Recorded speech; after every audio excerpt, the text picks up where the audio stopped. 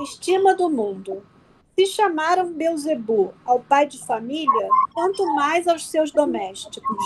Jesus está em Mateus capítulo 10, versículo 25.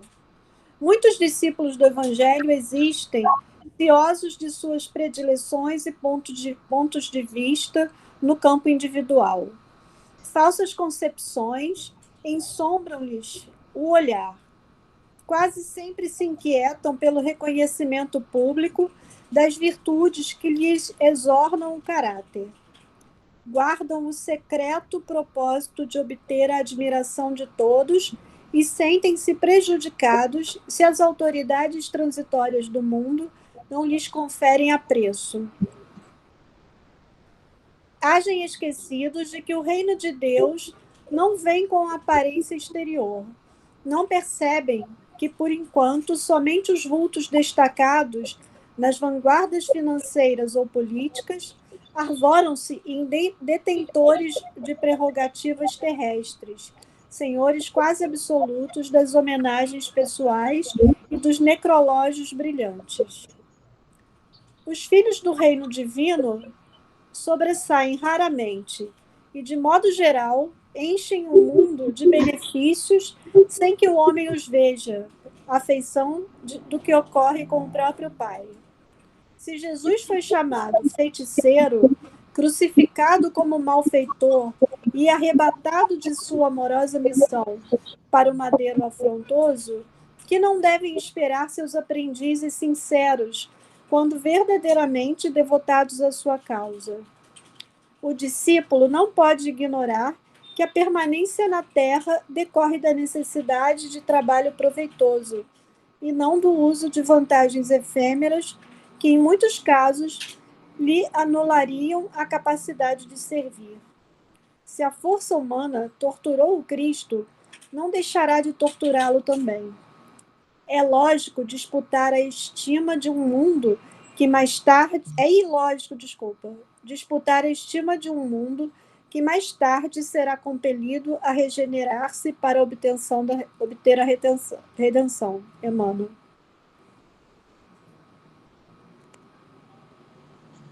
Nesse momento, vamos elevar nosso pensamento a Deus e agradecer por estarmos aqui mais uma vez reunidos para iniciar o nosso estudo dessa tarde. Agradecer também ao nosso Mestre Jesus, nosso modelo e guia, por tantos ensinamentos que nos trouxe e que hoje, Senhor, nos fortalece na nossa caminhada, nesta grande oportunidade da reencarnação.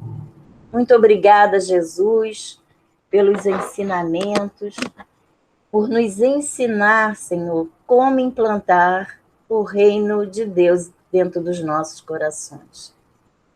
Que a tua paz, Jesus, reine nos corações de todos esses que foram citados, dos que estão em nossos corações, nos nossos pensamentos, no nosso país, Senhor, no nosso planeta. Tão necessitado, Senhor, de boas atitudes de todos nós. Muito obrigada mais uma vez por todos esses companheiros, Senhor, que nos fortalece a caminhada juntos com o mesmo propósito, Senhor, de colaborar humildemente com o teu trabalho.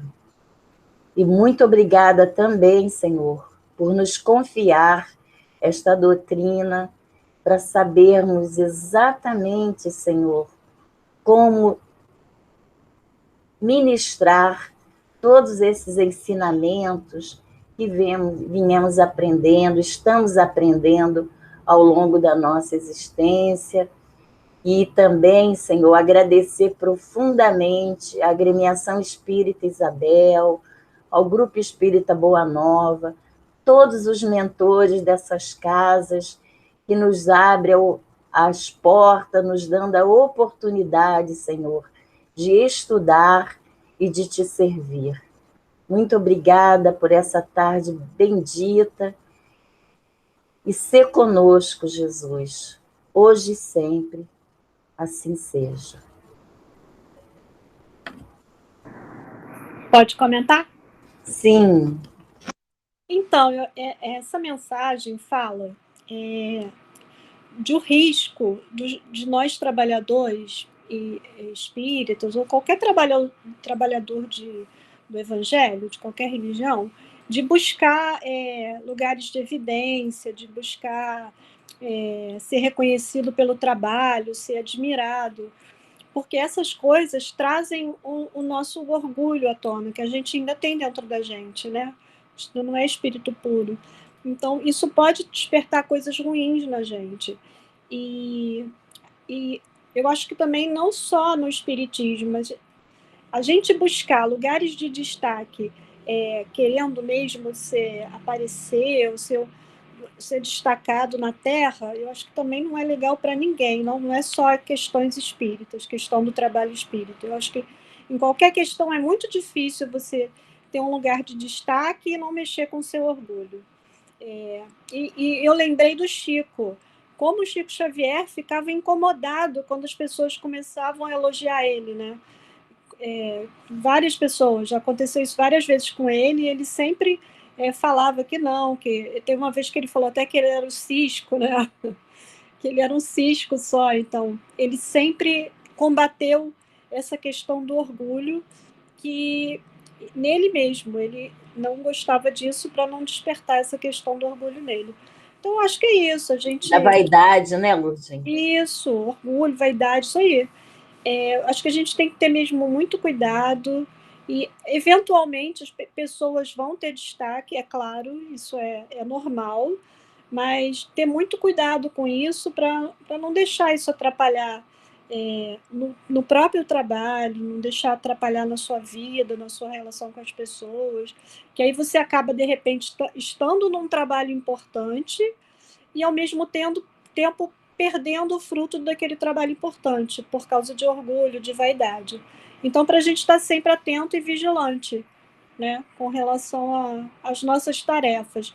É melhor ser humilde, ser obscuro, é muito melhor ficar sem aparecer, não é? Você fica lá quietinho, e aí você faz o seu trabalhinho e pronto.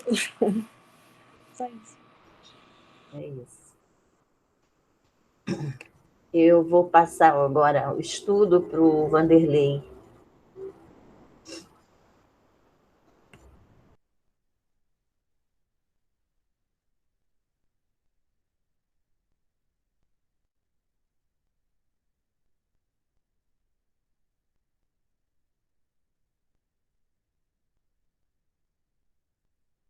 Vanderlei, seu microfone está fechado.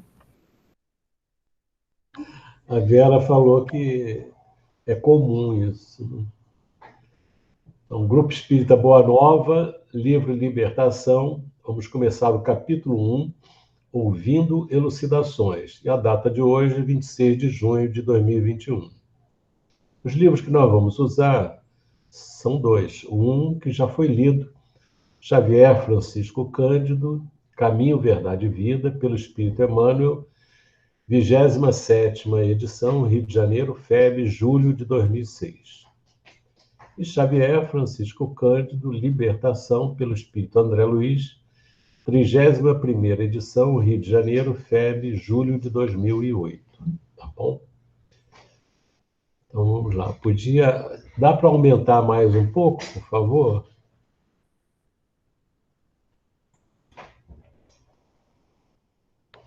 Para o pessoal que está com o telefone, fica mais fácil ampliar mais, né? Se puder aumentar.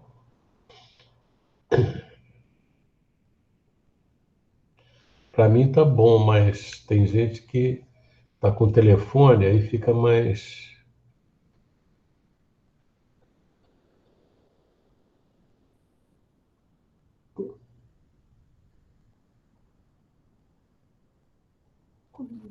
Melhorou agora, gente? Você tá satisfazendo para todo mundo aí? Para mim tá bom. Tá?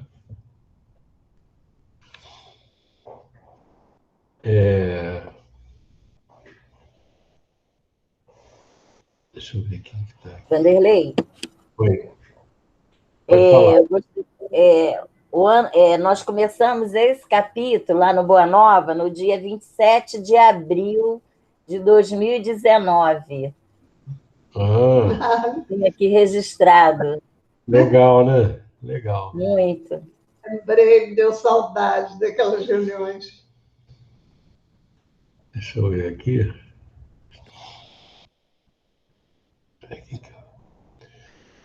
Sandra, pode ler para a gente, Sandra?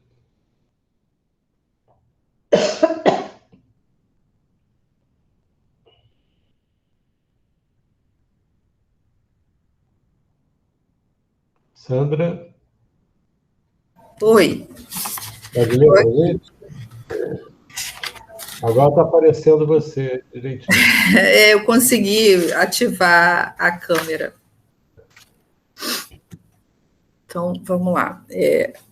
Capítulo 1, ouvindo elucidações. No vasto salão do educandário que nos reunia, o ministro Flacos, fixando em nós o olhar saturado de doce magnetismo, convidava-nos a preciosas meditações. Congregamo-nos ali somente algumas dezenas de companheiros, de modo a registrar-lhes as instruções edificantes. E, sem dúvida, a preleção revestia-se de profundo interesse. Podíamos perguntar à vontade, dentro do assunto, e guardar todas as informações compatíveis com o novo trabalho que nos cumpria desempenhar. Ai, me perdi. Gente, eu tenho astigmatismo, eu perco as linhas. Obrigada. Até então, ouvira comentários alusivos a colônias purgatoriais, perfeitamente organizadas para o trabalho expiatório a que se destinam, arrebanhando milhares de criaturas arraigadas no mal. Entretanto, agora o instrutor Gúbio, que se mantinha silencioso em nossa companhia, concedera-nos permissão de acompanhá-lo a enorme centro dessa espécie.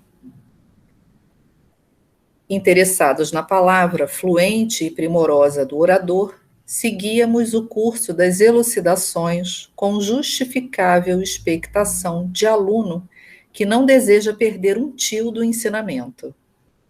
Observando que a serenidade e a atenção transparecia no rosto de todos os aprendizes, considerando-se que todos no recinto éramos candidatos ao serviço de socorro aos irmãos ignorantes, atormentados nas sombras. Tá bom. Vamos comentar isso aí, por favor?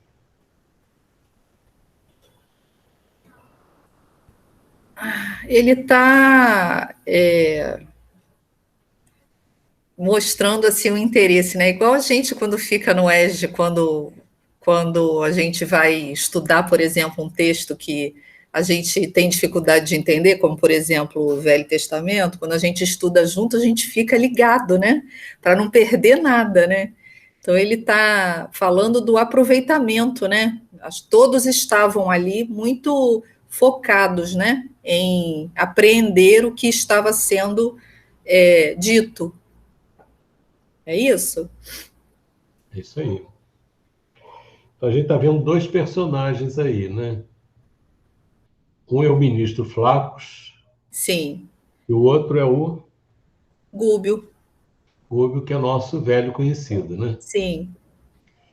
Então, o Gúbio também está ouvindo aí, e a gente observa que é um grupo de espíritos que são candidatos ao trabalho de socorro às entidades que estão naquelas regiões mais sombrias, né? E eles estão tendo uma orientação, uma preparação importante, né? Alguém quer destacar algum ponto aí?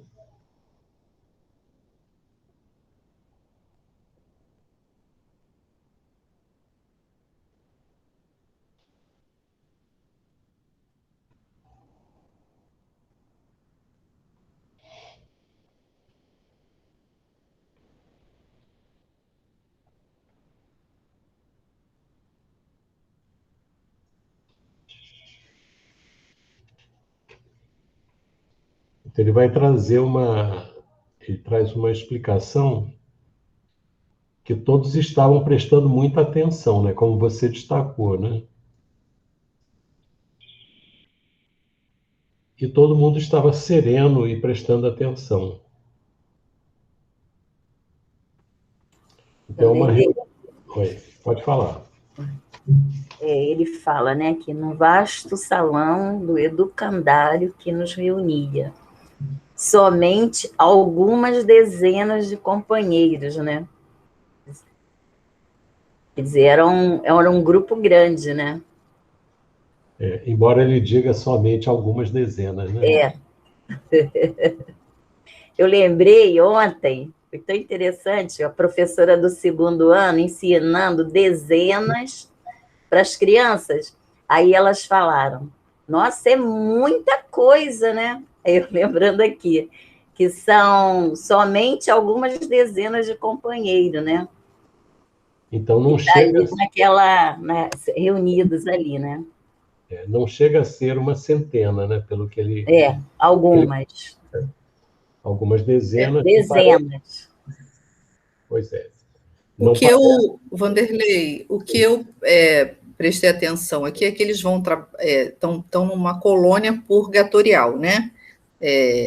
Estão estudando sobre isso, né? E que ele... Oi? Não, é que eu estava a impressão que você me deu a impressão que eles estavam numa zona purgatorial, né? Não, eles estão estudando, acho que para fazer algum trabalho lá, né? E aqui no final do parágrafo eles falam que eles estão, pelo que está no livro, eles estão muito gratos, né, de poder fazer parte desse trabalho, né? Que aqui, ó, concederam-nos permissão de acompanhá-los ao enorme centro dessa espécie, né? Acho que o interesse é por conta do trabalho que será realizado, né? É interessante que a gente vê o mundo espiritual, os orientadores preparando trabalhadores para essas tarefas, né? Então são as orientações e os novos. Isso é muito interessante, né? Ninguém ali daquelas dezenas, aquelas poucas dezenas que estão ali, estão naquela ideia de que eles vão chegar e vão fazer sozinhos, né? E todos eles irão trabalhar, mas sob a orientação de alguém. No caso do André Luiz, ele vai trabalhar sob a orientação do Gúbio, né? Cada um com uma tarefa. Então, esse livro vai tratar da experiência do André Luiz nesse trabalho com o Gúbio, né? Ele e o Eloy, né? Que não diz ainda aqui.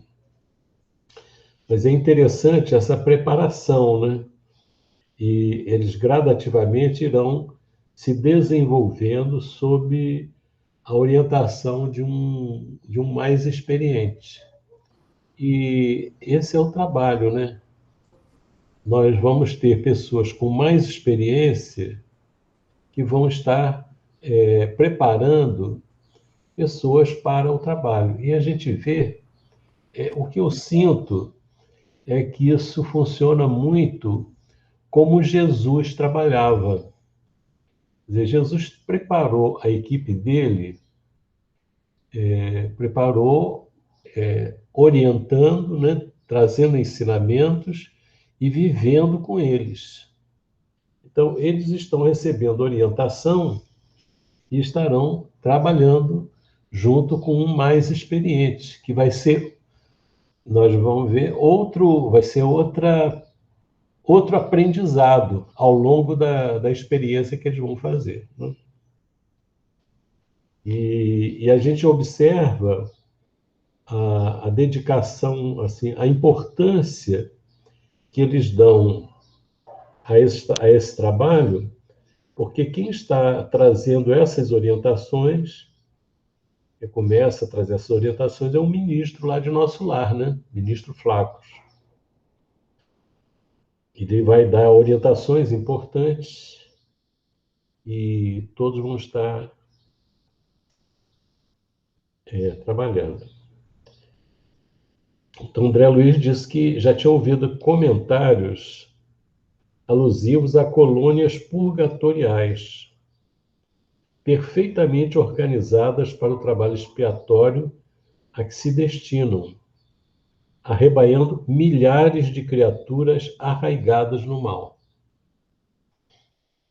Então, vejamos que estão sendo preparadas ali naquele momento algumas dezenas, né?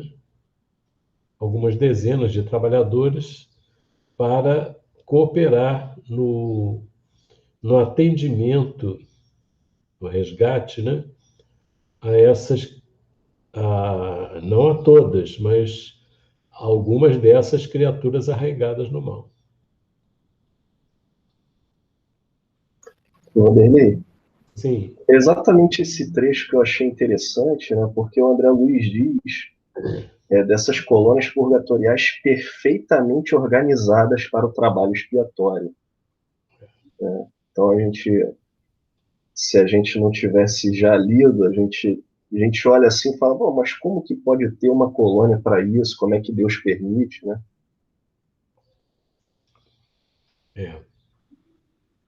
Para mim também me chamou a atenção, porque eu só comecei a ler esse livro junto com vocês a partir do capítulo 4, ano passado, né? Então agora eu tô, para mim tudo aquilo que a gente viu não tem nada fora do planejamento, né?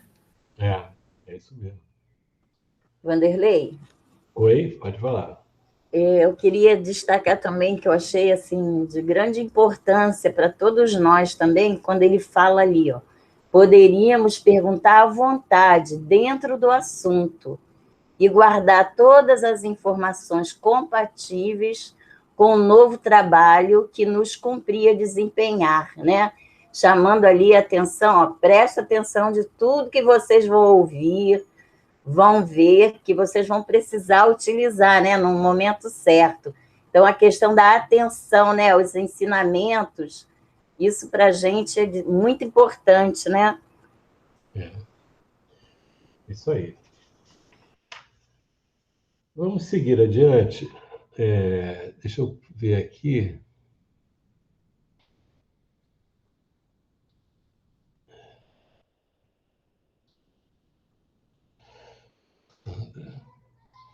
Suzana, pode ler para a gente, continuar? Posso sim. Vou abrir aqui a câmera.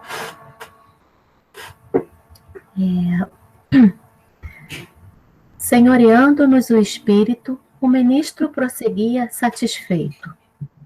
Os superiores que se disponham a trabalhar em benefício dos inferiores, em ação persistente e substancial, não lhes podem utilizar as armas sob pena de se precipitarem no baixo nível deles.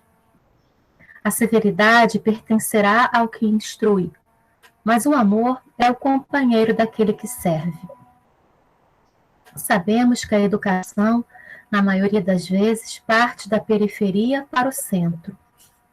Contudo, a renovação, traduzindo o aperfeiçoamento real, movimenta-se em sentido inverso.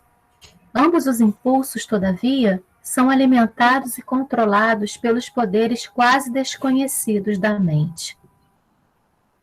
O espírito humano lida com a força mental tanto quanto maneja a eletricidade, com a diferença, porém, de que se já aprende a gastar a segunda no transformismo incessante da Terra, mal conhece a existência da primeira, que nos preside a todos os atos da vida. A rigor, tá. Vamos dar uma paradinha aí, depois você vai continuar.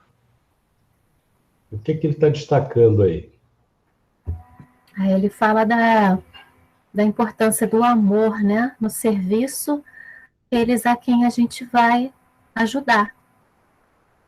Eu me lembro em algum lugar que a gente leu aí, que do mesmo jeito que a gente tem sempre um superior a gente e um inferior em alguma condição, né?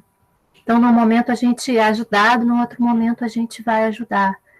E ele diz que a gente não pode utilizar dessa severidade, né? Quer dizer, ele diz que a gente...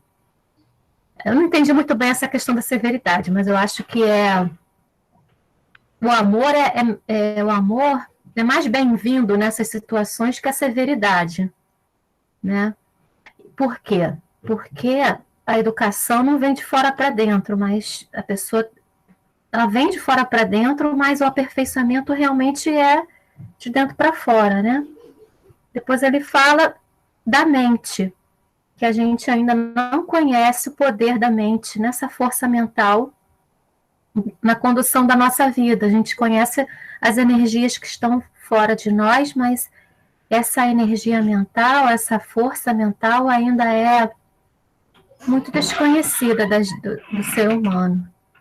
É isso que eu consegui aprender, mas eu confesso que preciso de um pouco mais de esclarecimento aí de vocês. Quem pode esclarecer aí? Pode dizer aí.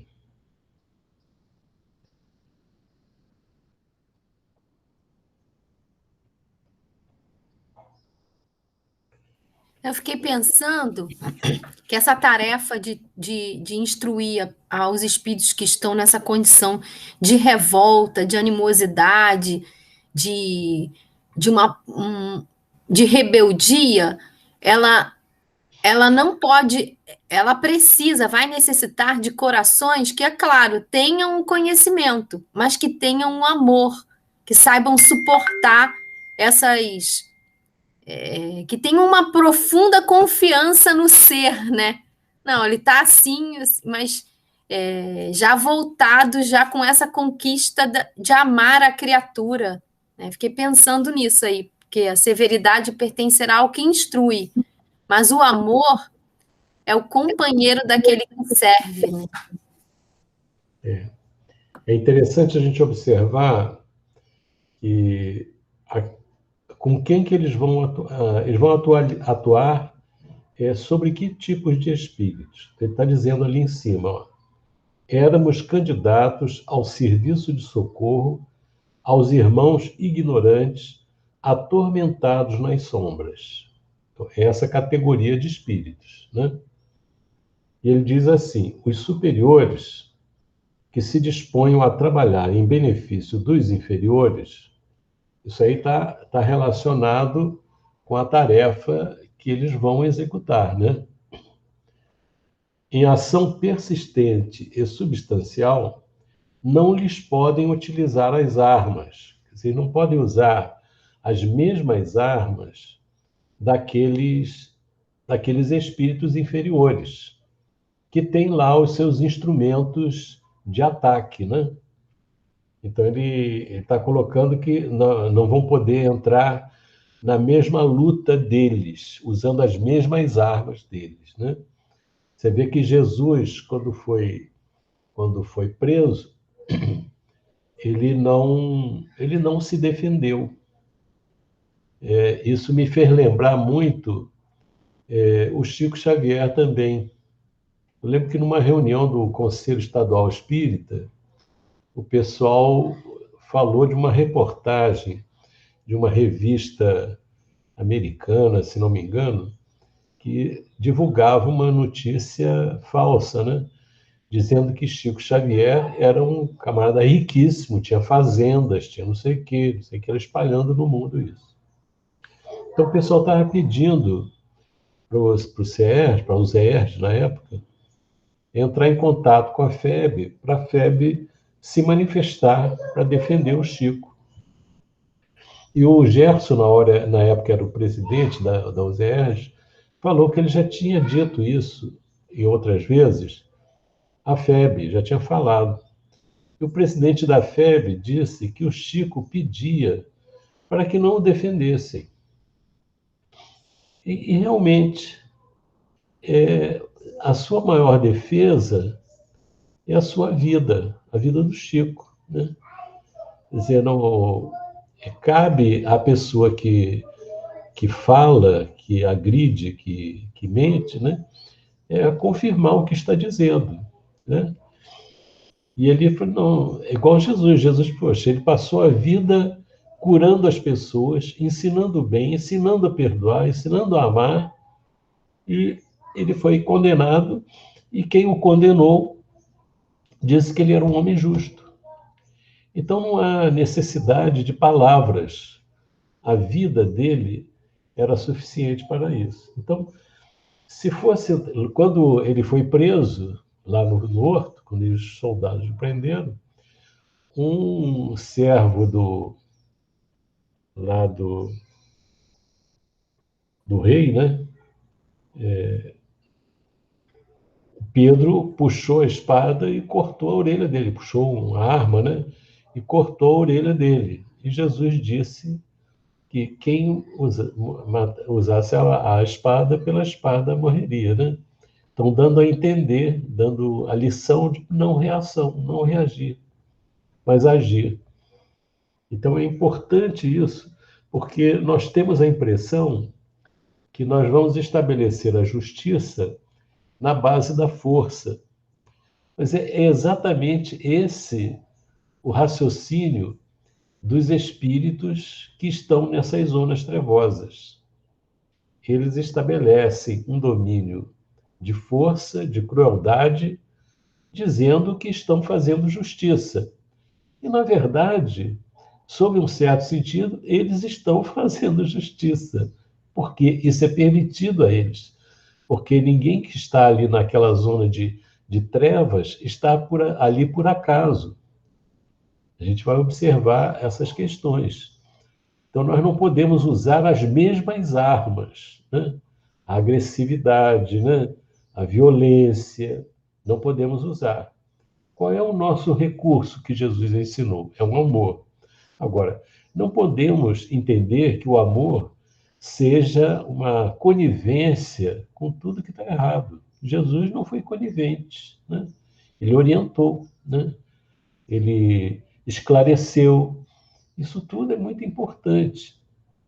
Então, veja, quando a gente observa lá em Nosso Lar, a mulher, a própria Narcisa, ela queria ajudar os filhos na próxima encarnação, e a ministra disse que ajudaria, sim, a ela conseguir isso, mas que ela tinha que ficar 10 anos lá nas câmaras de retificação. Ela não gostou.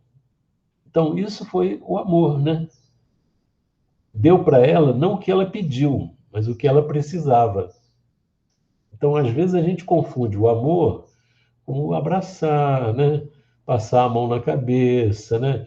Não contrariar a pessoa, né? Isso não é amor.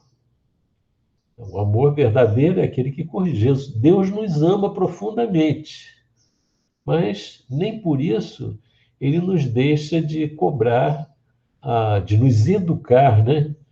Com expiações difíceis, com provas importantes. Isso é amor. Agora, não podemos entrar no mesmo nível deles, né? No mesmo nível deles, não podemos. Você vê que, por exemplo, naquele período que na história de Nosso Lar, e que o novo governador resolve fazer uma mudança das vibrações da colônia Nosso Lar, ele começa a fazer um trabalho de elevação do nível da parte de alimentação, que estava muito mais próxima dos hábitos terrenos do que dos hábitos espirituais.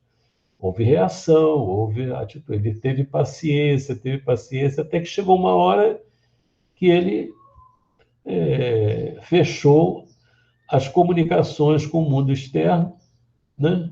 Fora de Nosso Lar, e colocou os rebeldes em isolamento, né? E aí fez o que fez. Entendeu? Deu tempo, teve paciência, não orientou, mas a rebeldia não pode se sustentar. Quer dizer, o amor não é deixar a rebeldia tomar conta. Mas nesse trabalho aqui, os trabalhadores iriam descer no campo das sombras. Se eles entrarem lá se fossem entrar naquelas colônias expiatórias no mundo espiritual, umbralinas,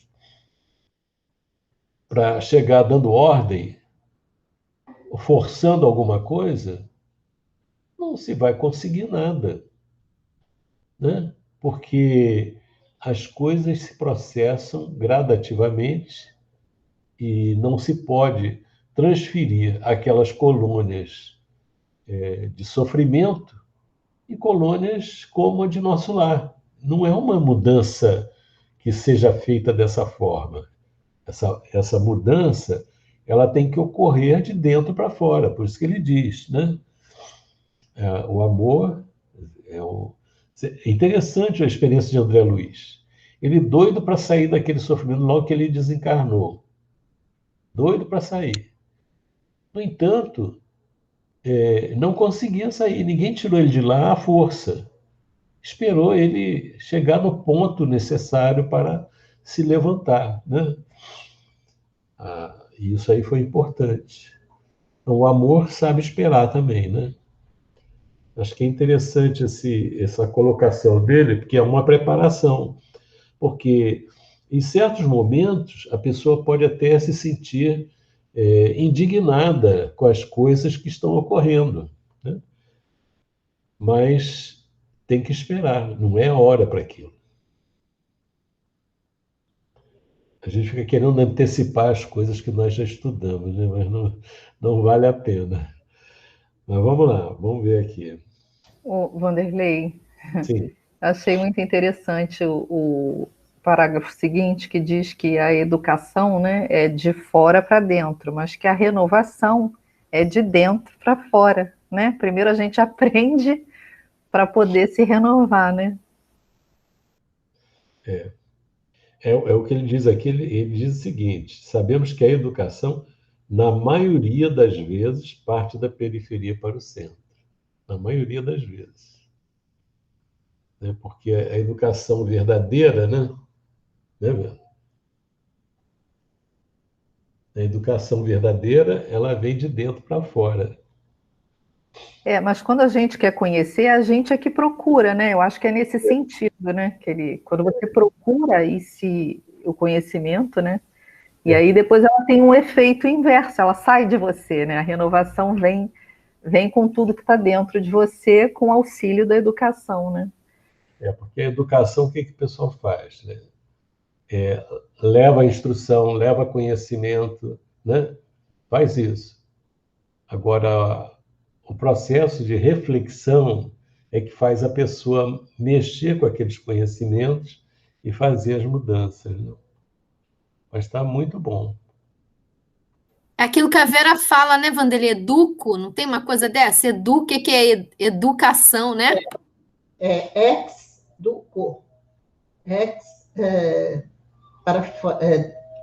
Duco é conduzir. Ex para fora, né? E ação de conduzir para fora. Né? Mas o que ele está dizendo aqui está certo, né? Porque, por exemplo, quando a gente fala educação assim, no colégio, o pessoal joga informação para a gente, né? Joga informação, né? Mas, contudo, a renovação, traduzindo aperfeiçoamento real, movimenta a renovação, que às vezes a pessoa é super bem informada, mas ela não traz o aperfeiçoamento real, porque ela acumula informação, né? Mas não faz mudanças dentro de si. Então, ambos os impulsos são alimentados e controlados pelos poderes quase desconhecidos da mente, né? Muito legal.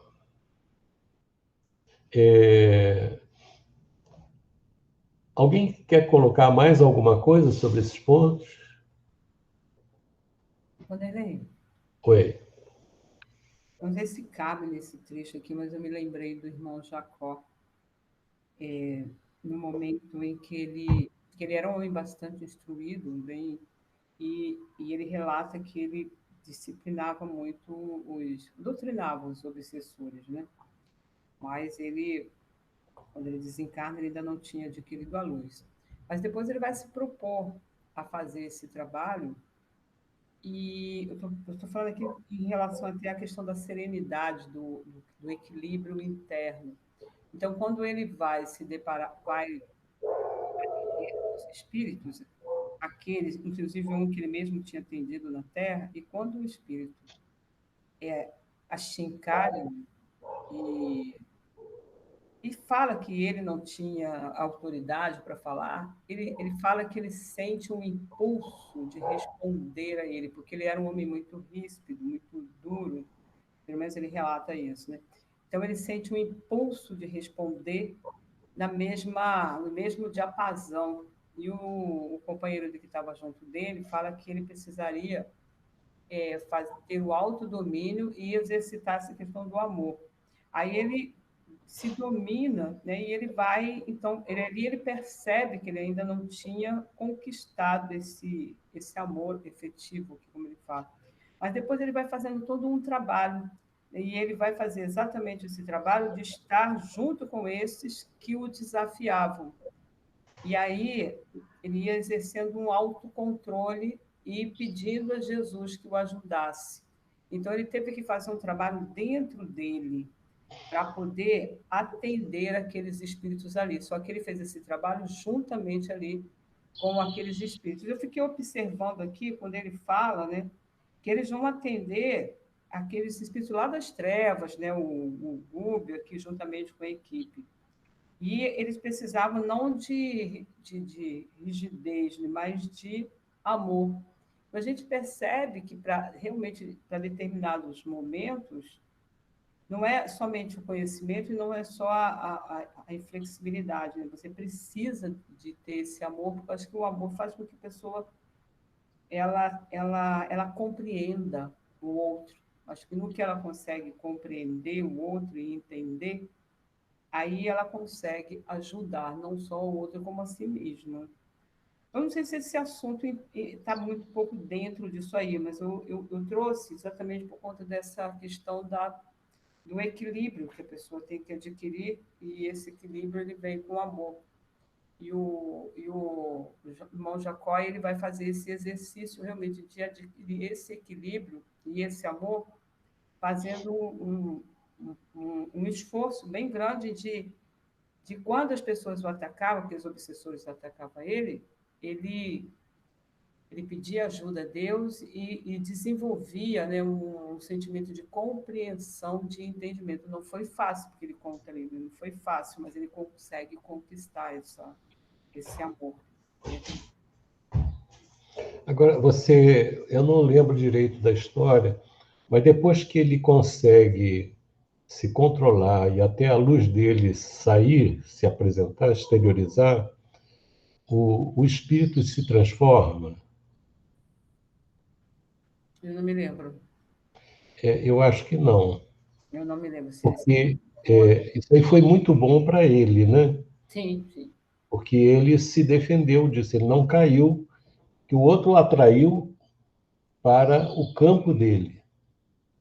Quando se ele entrasse na mesma faixa, ao invés de ajudar o outro, ele seria arrastado pelo outro, né? Eu acho que um ponto que lembra, que exemplifica bem isso, que a gente já citou algumas vezes, é o Sexo e Destino. Quando André Luiz está lá na casa do Torres e a dona Beatriz está doente para desencarnar, não naqueles dias, o Torres está tendo atitude, está o André Luiz e está o pai da Beatriz, ele desencarnado, né? O Neves. Então ele fica indignado porque o Torres, marido da Beatriz, estava de namoro com a moça que trabalhava com ele, que estava fazendo papel de enfermagem, de enfermeira, sem ser enfermeira, né? E ele o Neves fica tão revoltado que agride vibratoriamente como se fosse um soco. E ele se sente mal, o Torres se sente mal. E fica aquele clima difícil, né? E ele vai piorando. E aí chega o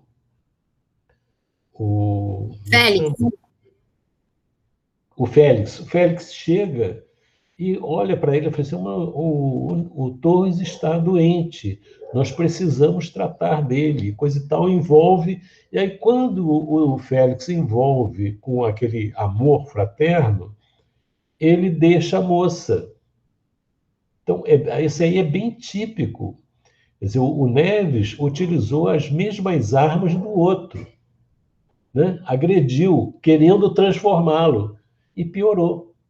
E o Félix chegou, ao invés de olhar o lado ruim do Torres, ele procurou auxiliar o Torres de alguma forma, vibrando para ele. Então, ele atendeu, sem palavras, sem nada. Ele resolveu a questão. Eu acho que é esse ponto, né?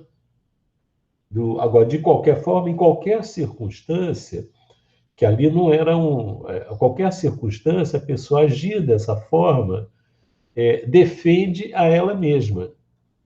Agora, a questão da defesa do outro compete ao outro. O outro se elevar vai depender dele. Você vê, ninguém trouxe mais amor para a Terra do que Jesus. Mas nem todos aproveitaram, né? O amor de Jesus é imenso, mas nem todos atenderam. Mas ele usou os recursos dele. Os outros, os inferiores, usaram as próprias armas. E Jesus não atendeu aquele desafio armado, né? Aquela violência, aquela injustiça, aquela agressividade. Ele não atendeu, né? Salete, você pode... Oi, pode falar. Pode falar. Esses exemplos que vocês deram do irmão Jacó, dessa passagem também do livro Sexo e Destino, em relação com essa força mental, né? Que esse sentimento que tá com a pessoa atinge o outro de uma forma positiva, se for como um sincero amor, né? Com vontade de ajudar o próximo, sem julgamentos, sem condenações, vamos dizer. E é diferente, né? De uma força mental do julgamento, da raiva, que chega a atingir, nesse caso do livro Sexo e Destino, piorava ainda a situação que se estava vendo ali, com essa força mental negativa, ele se mantava ainda mais naquele sentimento equivocado com aquela moça, e ao passo que quando veio o pensamento do outro, ele meio que como se estivesse percebendo que não estava no caminho muito correto, e aquilo fez com que ele naquele momento se afastasse dela.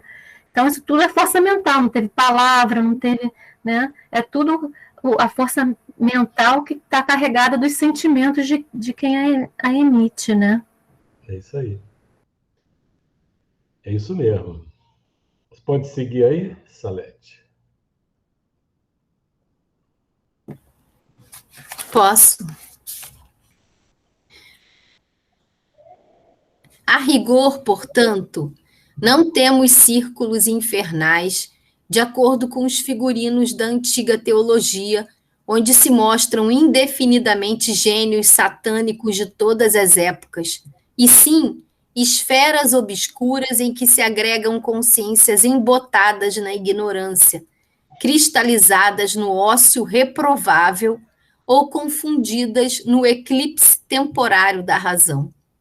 Desesperadas e insubmissas, criam zonas de tormentos reparadores. Semelhantes criaturas, no entanto, não se regeneram à força de palavras. Necessitam de amparo eficiente que lhes modifique o tom vibratório, elevando-lhes o modo de sentir e pensar.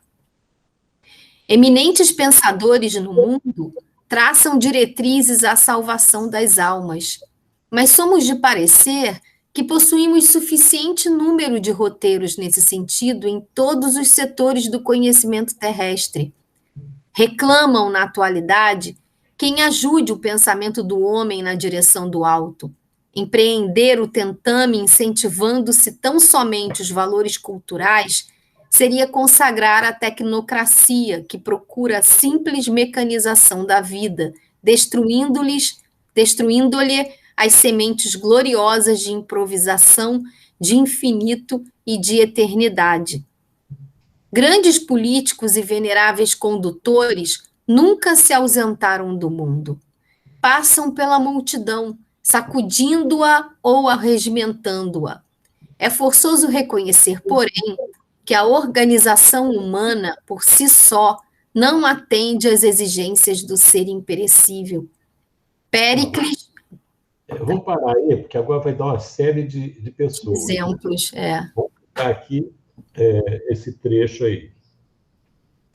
Bom, ele está falando que nós não, essas comunidades, essas regiões sombrias, né, não são círculos infernais de acordo com o que as pessoas pensam, aquele diabo com caldeirão.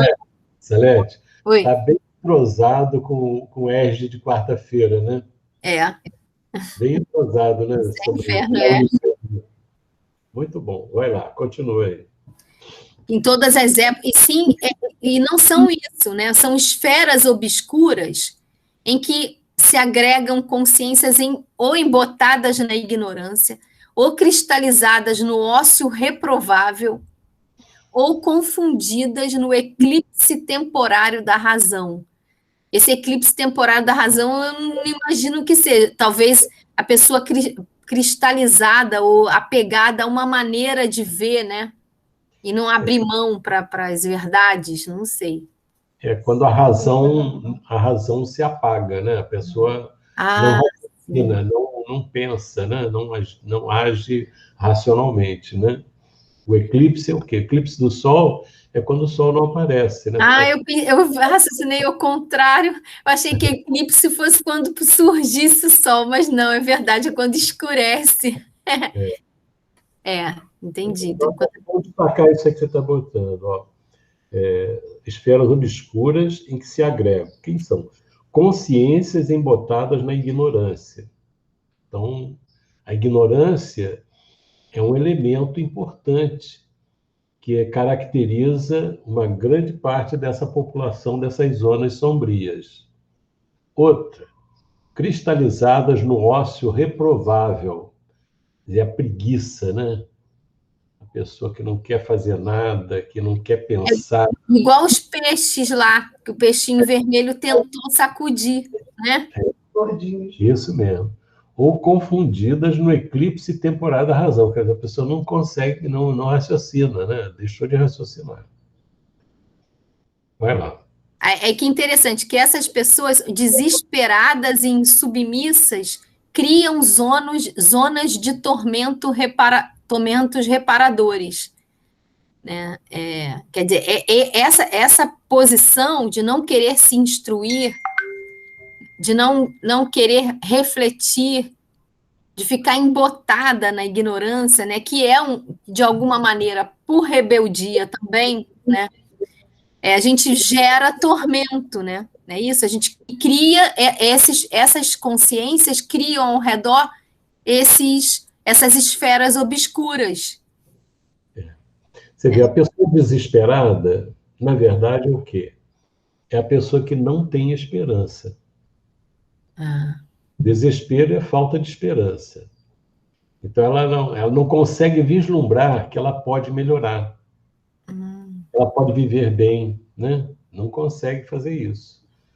Insubmissas, porque elas, geralmente, esses espíritos, de um forma geral, as pessoas, elas querem a felicidade, mas seguindo os valores delas. É igual a página de hoje.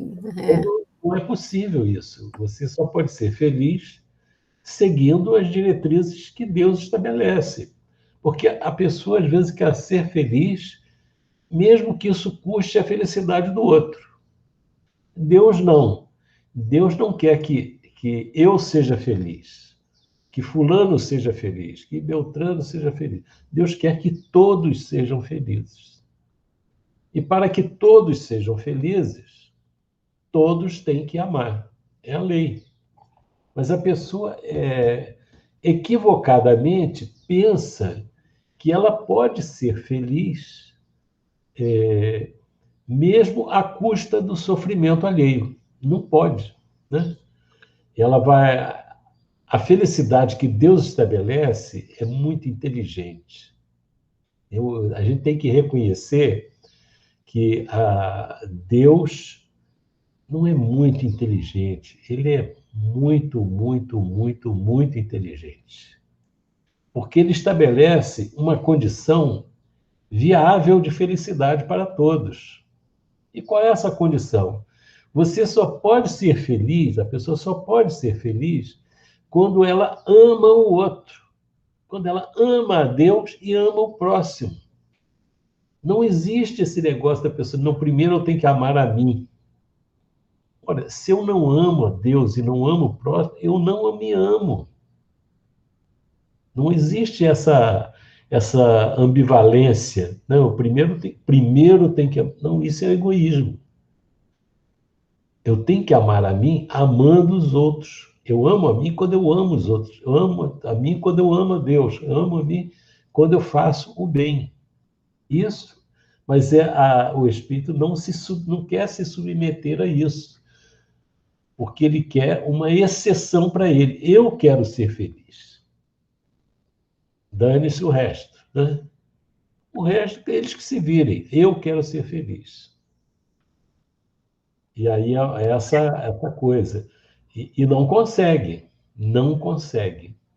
E fica querendo achar mecanismos que sugiram que ele pode ser feliz. Como? Atormentando os outros. Perseguindo os outros. Se vingando dos outros. Isso não é felicidade, né? Ô, Vanderlei, Sim. eu vou dar uma de penetra aqui, nessa reunião, que eu apareço de vez em quando. É o seguinte, essas zonas de... Só um instantinho. Tá. Você é sempre bem-vindo, meu amigo. Ah, tá bom, obrigado. Surgiu só uma dúvida para mim, essas zonas de tormentos reparadores, ele está se referindo a como a zona mental, ou está se referindo que esses espíritos se agregam numa mesma região e nessa ficam com uma zona de tormentos reparadores, seria uma região meio que, vamos chamar de física, no mundo espiritual. Você acha que é uma... Eu fiquei satisfeito que você só tem uma dúvida. Ah, tá. As coisas estão indo bem. Olha, são as duas coisas.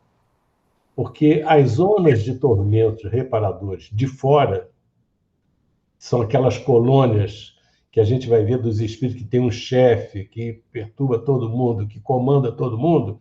Isso existe porque na mente deles, eles estão numa condição de desequilíbrio muito grande. E esse desequilíbrio, quer dizer, eles sofrem. Eles sofrem. E esse sofrimento é um trabalho que vai ser reparador. Agora, vai ser reparador quando ele colocar a razão dele para funcionar, quando ele perceber que aquele caminho não vai levar ele à paz, ele vai ver que aquilo tudo que ele está fazendo é inútil para ele. Ele pode até, a perseguição que ele faz, o tormento que ele estabelece para o outro, pode ser até benéfico para o outro que errou, que falhou. E o outro vai sofrer aquilo tudo e vai despertar. Não vai ficar eternamente nas mãos dele. Não vai. Agora, ele, quando faz isso, ele está num processo de isolamento dele do caminho que ele precisa desenvolver para ser feliz. Não vai ser feliz. Né? Ele tem que mudar. Então, são tormentos reparadores. Essas zonas de tormentos reparadores, a rigor, são essas regiões espirituais em que se estabelece um processo de duro, né? Muito duro, que a gente vai ver, que a gente já viu nos outros capítulos, ou que a gente vai ver. Né? Então, quer dizer que eles próprios alimentam e criam essa região pelo estado íntimo, e, ao mesmo tempo, também Deus permite, porque, do contrário, porque esses tormentos também podem, de repente, acordá-los, como aconteceu com o André Luiz no umbral, né? Se bem que o André Luiz não estava... Nessa condição. Não estava nisso. Agora, é o seguinte, por que Deus permite um processo obsessivo? Permite porque quem está sofrendo o processo obsessivo não é nenhum anjo, não é nenhum santo. Às vezes a pessoa, no passado, durante uma inquisição, ela perseguiu muita gente, sacrificou muita gente, torturou muita gente. E quando os espíritos que ela torturou, às vezes entram no mesmo esquema. Não perdoam, como eles não perdoam. E quando voltam, eles atuam. Então, aquela perseguição, quer dizer, a aproximação do obsessor, do obsidiado, a aproximação que Deus permite não é para que eles se engalfinhem, é para que eles se perdoem. Mas entre duas pessoas, entre dois espíritos, um perseguidor e um perseguido, nós vamos ver que o perseguido é hoje perseguido. O perseguidor é o perseguido do passado. E as pessoas vão rodando, não saem desse círculo vicioso, até que alguém, um deles, acorde. Poxa, não dá para continuar assim. Mas eu não consigo destruir o outro. Não consigo. Mas eu consigo, se eu quiser, sair desse redemoinho que me afunda cada vez mais. Seguindo o quê? O caminho que Jesus diz, perdoar o inimigo. E trabalhar para amar o inimigo. Para nós parece um absurdo. Mas é o único caminho para a pessoa se libertar. É o único caminho. Neném, então, Sim. esses sofrimentos nesses locais, a pessoa que sofre, que está sob o jugo deles, o sofrimento é que vai levá-la a ela a fazer essa reflexão. O objetivo seria esse, de levar a pessoa a refletir, porque a gente percebe que é um sofrimento, eles são, digamos assim, duros, né? Eles fazem o sofrimento acontecer. Mas agora, o espírito que está sofrendo ali, o processo dele de mudança vai fazer é a reflexão que ele vai fazer em relação ao sofrimento que ele está passando? Ele vai ver as consequências do que ele fez. Né? Nessa hora, ele faz a ponte. Porque quando eles atacam, ele fica sabendo por que está sendo atacado. Né? Então, nessa hora, a pessoa vai perceber que aquilo é uma consequência de um equívoco do passado. E aí, o que ela vai fazer? Ela vai refletir. Ela é chamada a refletir, mas nem todos refletem. Às vezes, o que a pessoa faz? Eu vou aderir a quem está chefiando. Eu vou procurar me aproximar de quem está comandando essa tragédia aqui, para agir junto com eles. E é assim que a coisa funciona. Eles recebem alguma ajuda no que eles querem fazer, mas eles vendem a própria alma. Vão ter que fazer o serviço que os outros querem. Entendeu? Agora, a gente tem que ver o seguinte: nem todo mundo que está sendo perseguido espiritualmente tem dívida com aquele espírito. Por quê? Porque todo aquele que está trabalhando, é o que a mensagem está dizendo para a gente, mensagem inicial, está trabalhando pelo Cristo, vai incomodar. Por quê? Porque trabalhar com Jesus não é só fazer promessas de que a pessoa vai chegar no céu. É um trabalho de regeneração da pessoa, de esclarecimento. Quando a pessoa se esclarece, ela começa a se libertar das suas zonas sombrias internas. Ele começa a iluminar a própria alma. Quando ele faz isso, ele desliga, ele não cria afinidade com aqueles adversários. Então, existe uma perseguição para quê? Para calar a pessoa que tem recursos para ajudar a pessoa a refletir e pensar e se libertar. Então, às vezes a pessoa está sendo perseguida, é o caso do Divaldo que ele conta, né? Que ele vinha sendo perseguido por um espírito, não que o Divaldo não tenha lá os seus compromissos do passado, mas ele está sendo perseguido por algum tempo. E um dia ele perguntou para ele, para o espírito: vem cá, me conta aqui, o que eu estou fazendo contra, o que eu fiz contra você? Qual é a dívida que eu tenho com você? Eu quero acertar isso aí. Não, você não tem nenhuma dívida comigo. Não tem nenhum problema com você. Meu problema é com ele, lá em cima, com o chefe. Aí o Divaldo falou: então vai lá e ataca ele. Não, mas ele eu não posso. Mas você eu posso. Ele é uma lâmpada em cima de um poste. Você é o poste. Eu derrubo você, a lâmpada cai, apaga. Por quê? Porque o Divaldo estava num trabalho de esclarecimento, de sensibilização das pessoas. O Chico também, né? Então, todo aquele que se dispõe a fazer o bem, ele vai sofrer uma reação, né? É natural isso, é o que Jesus falou. Se chamaram o dono da casa de Beelzebu, o que eles vão fazer com os seus domésticos? Ele está alertando para isso. Quer dizer, você vai trabalhar, vai evangelizar, você vai trabalhar. As coisas não vão ser fáceis também, não. Não, vou fazer o bem, vai dar tudo certo. Não necessariamente, vai ter amparo espiritual, mas você vai ter que se segurar, se equilibrar, né?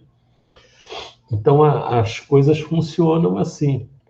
E a gente vai ver ao longo do livro o ataque que aqueles que estão no trabalho de libertação vão sofrer.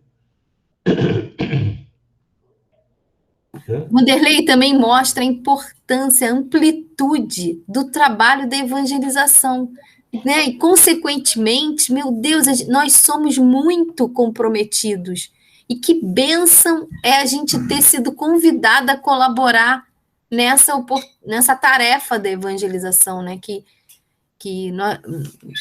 No sentido de estarmos no primeiro da fila para nos beneficiar desse evangelho, né? De necessidade. Né? É verdade.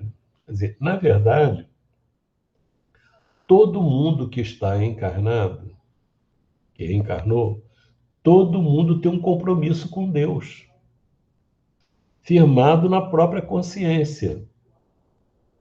Agora, existem as pessoas que já estão mais esclarecidas, que sabem que têm compromissos mais específicos.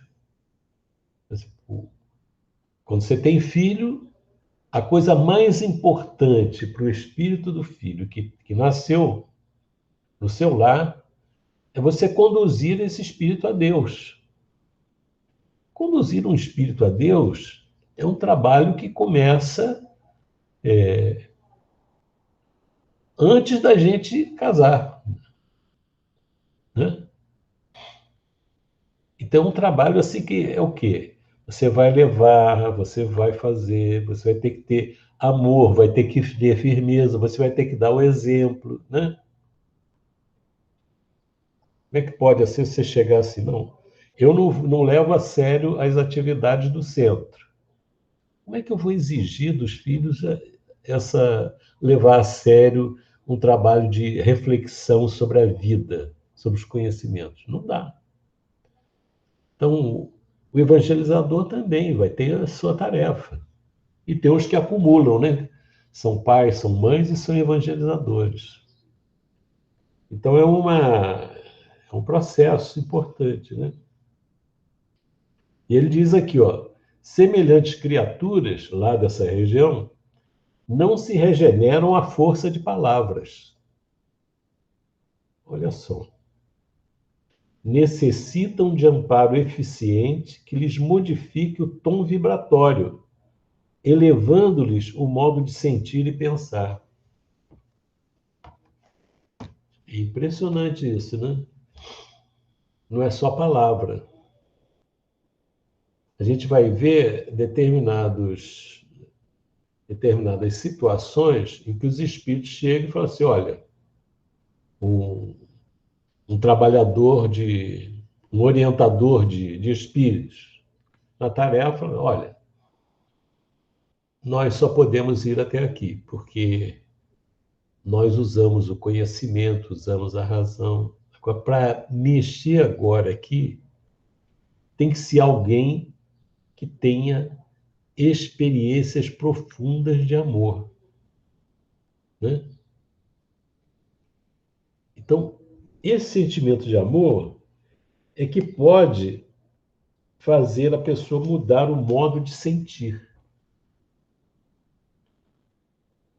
Vanderlei, isso aí lembra aquele caso do Entre a Terra e o Céu, que quando a mãe do Júlio, desencarnada, estava perseguindo a atual mulher, a segunda mulher do marido dela, que realmente fez vista grossa, teve um pensamento de deixá-lo nas ondas de Copacabana e acaba que o menino desencarna, e o menino chorando, desencarnado, com a garganta doendo muito, ainda no mundo espiritual, precisavam da mãe. E aí, quando eles viram que eles não conseguiam demover a mãe da condição de obsessora da mulher, né, da segunda esposa do marido, aí eles foram falar com a irmã Clara, é o que você falou aí, foram pedir ajuda dela, porque quando contaram o caso para ela, uma lágrima rolou e ela falou, eu sei o que é isso que ela está vivendo. E ela conseguiu, então, porque isso ela entendia da dor dela e ela já envolveu ela com amor, se compadeceu e mostrou o caminho. Aí ela conseguiu tirá-la dessa condição, né? Isso é muito interessante. É isso aí. Você vê, o raciocínio, os outros espíritos podiam fazer, mas não fazia ela mudar de opinião. Quer dizer, é um negócio absurdo, né? É aquela pessoa. Eu acho que é bem isso aqui, ó. Ele diz assim: confundidas no eclipse temporário da razão. Na verdade, a mãe do Júlio, ela queria beneficiar o filho. Era o amor de mãe que viu o filho morrer naquelas circunstâncias, pelo desleixo da madrasta. Mas o que ela estava fazendo? Ela estava querendo destruir a madrasta. Pensa bem, qual o benefício disso para o filho dela? Nenhum. Mas ela estava cega, né? Ela não raciocinava. E por mais que alguém dissesse para ela, ela não entendia. Agora, quando veio a irmã, né? A irmã Clara, né? Ela vem e entende a dor dela. Provavelmente passou por uma situação semelhante. Então, quando ela chega, ela não chega com palavras.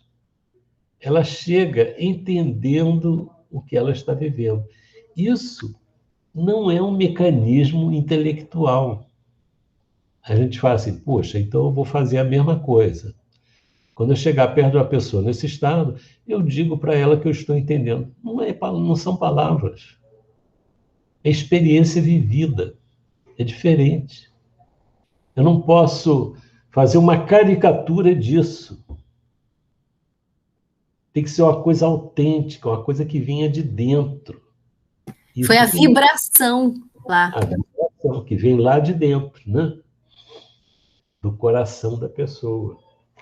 Vanderlei. Sim.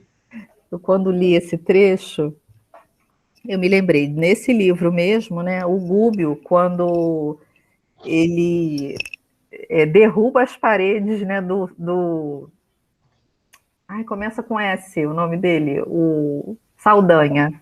Quando ele acolhe o filho, ele se senta no chão, né, e acolhe lá o filho Jorge, né, com a esposa, eles estavam todos ali numa mesma vibração, e ele, né, se dispõe a acolhê-los, né? Isso é que derruba as defesas do Saldanha contra ele, né?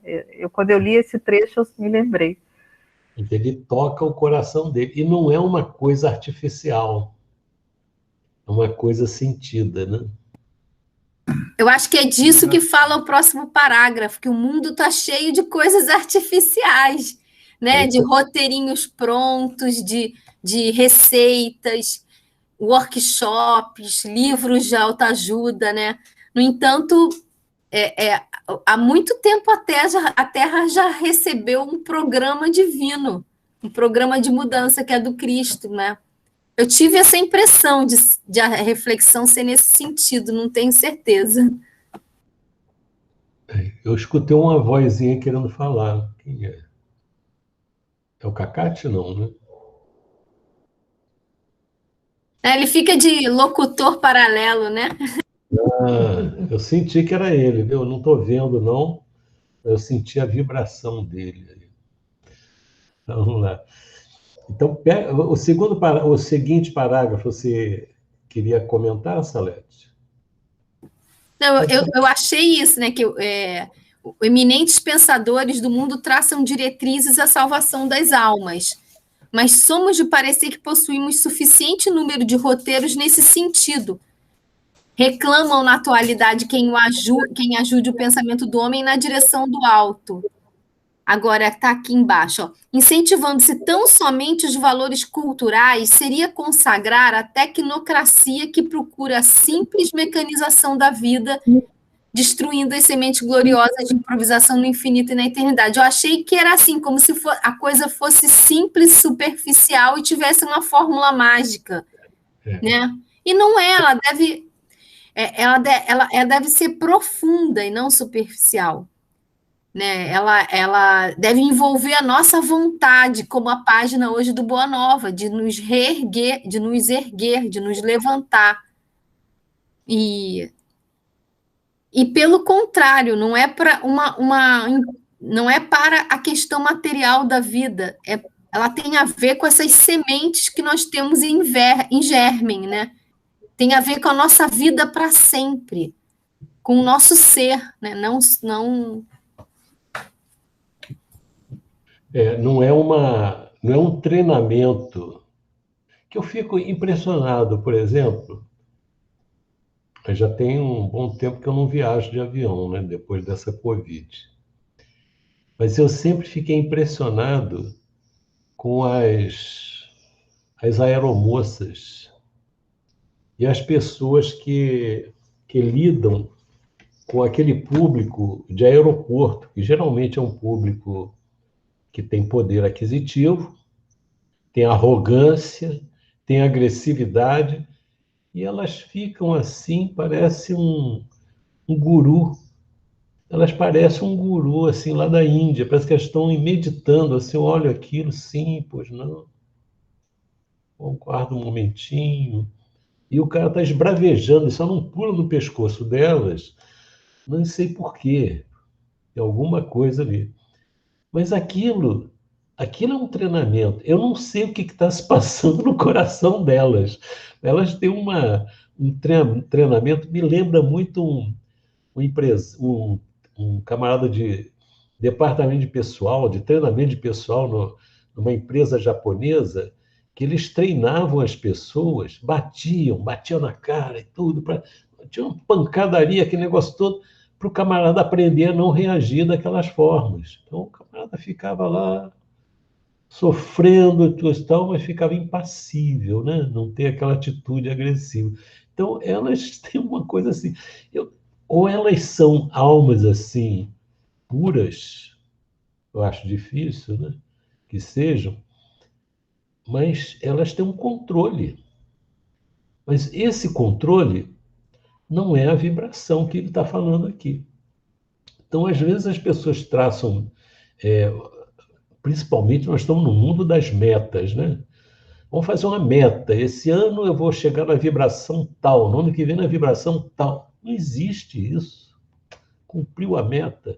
Você desencarna e tem uma chefia no mundo espiritual fala: você não atingiu a meta, pode voltar. Não tem isso, é uma coisa assim muito, muito fria. É o que ele está dizendo. É a mecanização, né? Reclama na atualidade quem ajude o pensamento do homem na direção do alto, empreendendo, tentando, incentivando-se tão somente os valores culturais, seria consagrar a tecnocracia, que procura a simples mecanização da vida, destruindo-lhe as sementes gloriosas de improvisação, de infinito e de eternidade. Então, isso é uma questão de vivência. A gente sabe, a gente acorda de manhã, lê uma mensagem, reflete sobre a mensagem, faz uma prece. A gente vê que a gente tem que observa como nós observamos como nós estamos. E a gente verifica quanto tem para corrigir, para mudar. E a gente se dispõe a mudar. Mas quando a gente bobeia, encontra alguma situação na nossa vida, a gente repete a coisa. Então, é um negócio que isso não é só questão da atitude, do falar, é o de pensar, né? Então, é um processo, nós estamos na necessidade de um processo de mudança profunda. Não é uma mudança de aparência, uma mudança exterior, né? Eu lembro quando eu estava em Brasília, né? A gente foi trabalhar um período lá no Congresso. Chegou um camarada, falou comigo: como vai, não sei o quê, cumprimentou. Eu perguntei para o cara: quem é esse camarada? Não, é um deputado. Ué, mas nem me conhece. Meu filho, deputado é assim, ele conhece todo mundo, né? Então, aquilo é uma coisa de praxe, né? As pessoas têm um modo de viver que aquilo ali vamos dizer assim, é como se fosse um papel que a pessoa desempenha. E com Cristo, a coisa não é assim, a coisa é mais profunda. Isso quer dizer o quê? Quer dizer que o que Jesus espera de nós não é que nós estejamos acertando tudo. Não. Mas ele olha para nós, ele vê qual é a dinâmica que a gente está estabelecendo na nossa vida. Que a vida é dinâmica. Ela não é estática, ela não é uma fotografia, ela é um filme. Então, quando Jesus olha para dentro de nós, ele sabe se aquilo que eu estou fazendo errado, se eu estou tentando vencer aquilo que está errado, ou se eu estou assim mesmo. Então, essa coisa, essa mudança, não é a questão de palavra. Eu não mudo o outro com palavras, nem mudo a mim com palavras. Se eu mudasse a mim com palavras, eu estava perfeito já. Pela quantidade de mensagens que eu já li, os livros espíritas todos, puxa, não existe mais palavra nenhuma para aprender em termos de transformação pessoal. Então, essas palavras, elas são importantes porque elas me alimentam, elas nos alimentam, né, num processo de renovação, né? Isso é uma experiência que, ao mesmo tempo, é feliz porque mostra que existe uma luz no fim desse túnel que nós estamos, mas que traz também uma angústia que a gente vê que a luz no fim do túnel está lá, mas eu ainda estou no meio do túnel, ainda estou com aquelas sombras ali em volta de mim e que preciso. Então, é essa mudança, e é isso que vai tocar o outro, né? Nesse processo de luta. E é o que a gente vai observar das pessoas que que estão nesse trabalho aqui, é isso. E cada um está num nível. A gente vai ver que o Gúbio ele está num nível muito elevado. Mas há espíritos que estão mais elevados do que ele. A cada um, uma tarefa adequada ao seu esforço. Isso não quer dizer que o Gúbio vai dizer, eu estou bem aqui, parou, tá aqui está bom, não vamos avançar mais. Não, ele está na luta, porque essa luta vai prosseguir sempre, não tem ociosidade. Então, acho que é isso aí, né? A minha querida... Minha querida aqui já avisou que já passamos 1 minuto.